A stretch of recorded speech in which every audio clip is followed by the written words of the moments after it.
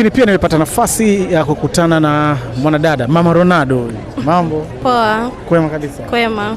Bwana, huyu ni mke wa Jimmy Mafuvu. Si bado mnaendelea? Okay, pole sana bwana. Asante.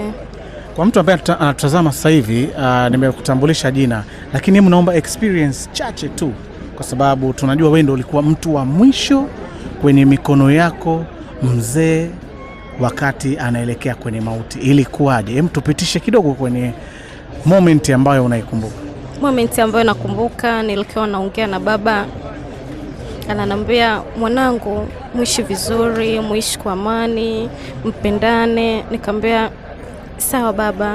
Akanambia lakini nataka niende nikapumzike angalau dakika 5, nitakuwa sawa kwa kuwa najisikia vibaya. Kwa hiyo nilikuwa naye ofisini. Kwa hiyo baada ya hapo akaanguka kwenye mikono yangu, nikambeba, tukamchukua, nikaita watu, tukampeleka hospitali. Ilikuwa muda gani hiyo? Hiyo ilikuwa ni saa 9 kasoro ya mchana. Ulikuwa peke yako?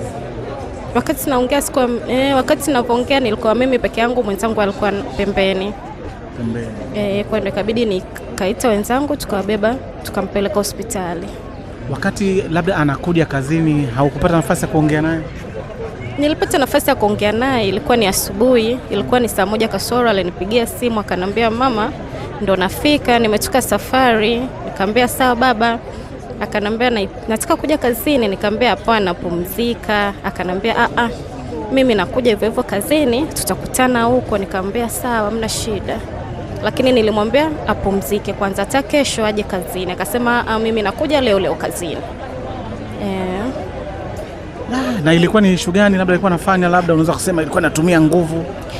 Hapana, ilikuwa ni studio nyingine, maana mimi nilimwambia kwangu nitakutumia Jumanne. Akanambia basi kuna studio nyingine nimeitwa na kuja kufanya kazi. Alikuwa anafanya Mpali, yeye ndo main character kule, ni kama nguzo.